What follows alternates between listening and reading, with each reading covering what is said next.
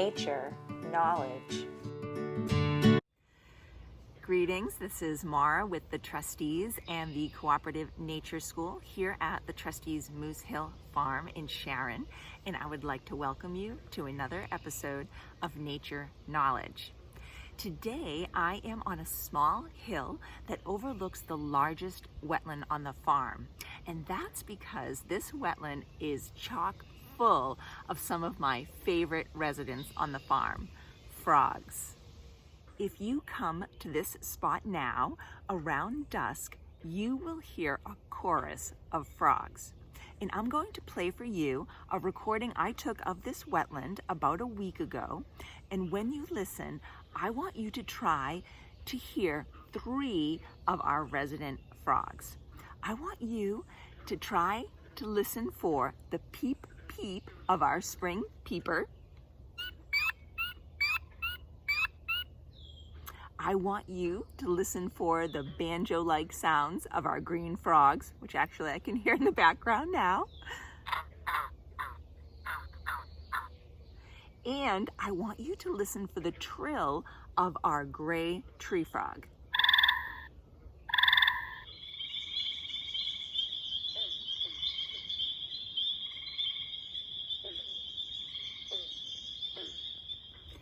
Now, one frog you didn't hear was our local wood frog, and that's because the wood frogs are most active in early March during their breeding season. So the wood frogs spend the winter in the woodlands here at Moose Hill Farm, and then when the temperature's warm, they make their way to our local vernal pools where they will breed and lay their eggs. So it was months ago when I heard these funny sounds coming from the surrounding vernal pools.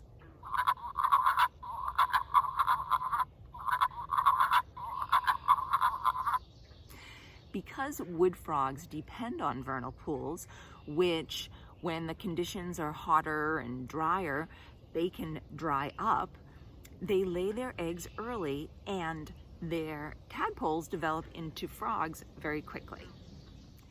Now, wood frogs, along with spring peepers and gray tree frogs, have a superpower. Frogs are amphibians, so the temperatures of their bodies depend on the temperatures in their environment. So in these parts in winter, it gets very cold, in fact, freezing. So how do our frogs survive? Well, certain frogs, like our green frogs and our bullfrogs, will go down to the bottom of a pond where the water will not freeze, so they will not freeze. And our American toad is a great digger, so the toad will dig down into the ground below the frost line where it won't freeze. But our local wood frogs, spring peepers, and gray tree frogs, well, they don't go to the bottom of a pond. They can't dig down below the frost line. What they do is they simply go into the woods on a tree or maybe under a log or leaf litter, and there they will turn into frogsicles. That's right. During the winter, the hearts of these frogs will stop beating, they'll stop breathing, and their bodies will freeze. If in the winter you came across one of these frogs, their bodies would look frozen solid and they would appear dead, but they're not. The frogs have abilities, including the ability to produce their own kind of natural antifreeze that protects important parts of their body. So they can survive freezing, and when the temperatures warm up, they will thaw and return to normal. That is an awesome superpower. Speaking of superpowers, frogs also have super spit. Frogs are known for being able to quickly whip out their tongues to catch their prey like insects, but researchers have only recently discovered that frogs can actually change the consistency of their spit to better catch their prey. So when it goes for its victim, the frog will change the consistency of its spit into a more watery consistency that will cover all the nooks and crannies of the insect. And then once it has that insect, it will change the consistency back to a more sticky consistency that will enable it to keep the insect on its tongue and eat it.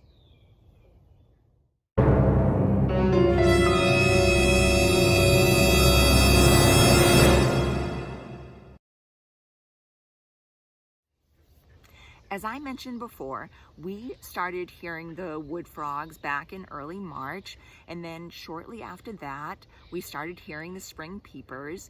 And it was probably last month that we started hearing the green frogs and the gray tree frogs. Now, why? Well, frogs communicate for different reasons. They may want to warn others of some danger. They may want to let others know this is their territory. But the main reason we're hearing the frogs at this time of year is because they want to find a mate. And the frogs that we hear calling are males that are advertising themselves as potential partners in the hopes that females will find them attractive. All frogs breed and lay their eggs in water, and frogs like the green frog or the bullfrog will spend most of their adult lives in that water. But frogs like our wood frog, our spring peepers, and our gray tree frogs, well, they spend most of their adult lives on land. And the gray tree frog and the spring peeper, they are actually tree frogs, so they have special adaptations to help them climb. They have these special pads on their toes that enable them to climb trees in really just about anything, which is also a very cool superpower.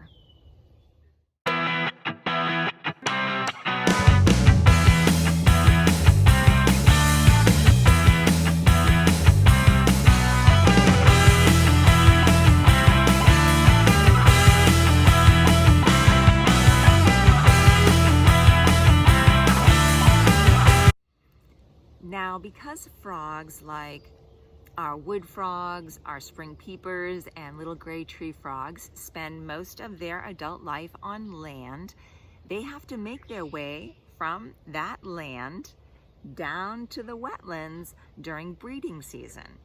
That's how I happened to see a little spring peeper on the trail we take to get to this big wetland, and why, if you're driving your car on Moose Hill Street around mid-May in the evening, you should drive very slowly and very carefully, because hundreds of our little gray tree frogs are trying to cross the street to get to this big wetland.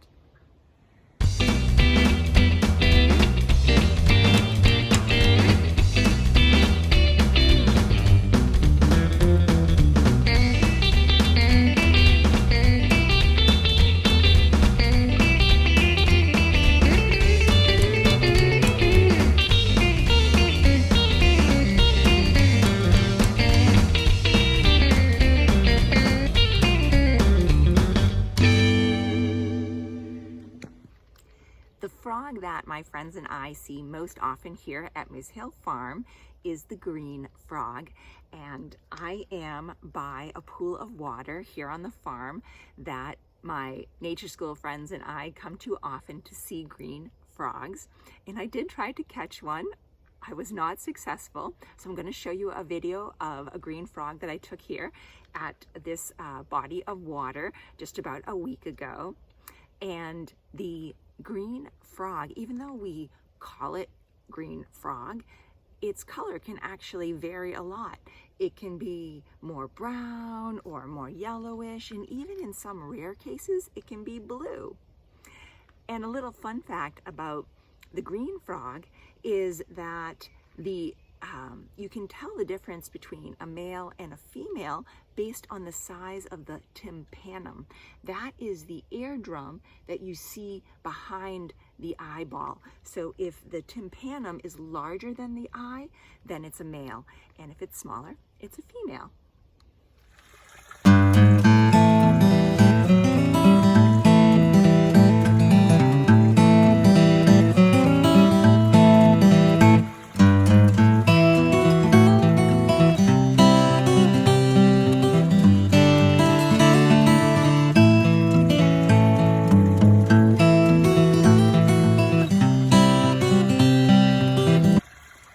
friends, as I was here by this body of water talking about frogs with you, I happened to see a frog leaping very quickly my way, and right behind the frog was a ribbon snake chasing it.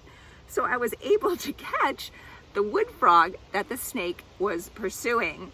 And so here, my friends, I don't know if you can see it. Hello. This is a little wood frog. You can see its little markings on its face.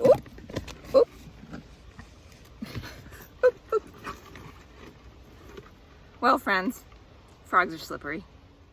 Okay, my friends, I hope you enjoyed learning about some of the frogs here on the farm, like the wood frog, the spring peepers, the gray tree frogs, the green frogs. They are certainly some of the farm's noisiest residents, especially in spring. But they have some seriously awesome superpowers that make them fabulous frogs. And I invite you to come to the farm and see for yourself. That's it for this episode of Nature Knowledge. Now that you have the knowledge, I encourage you to go and explore and let me know what you discover.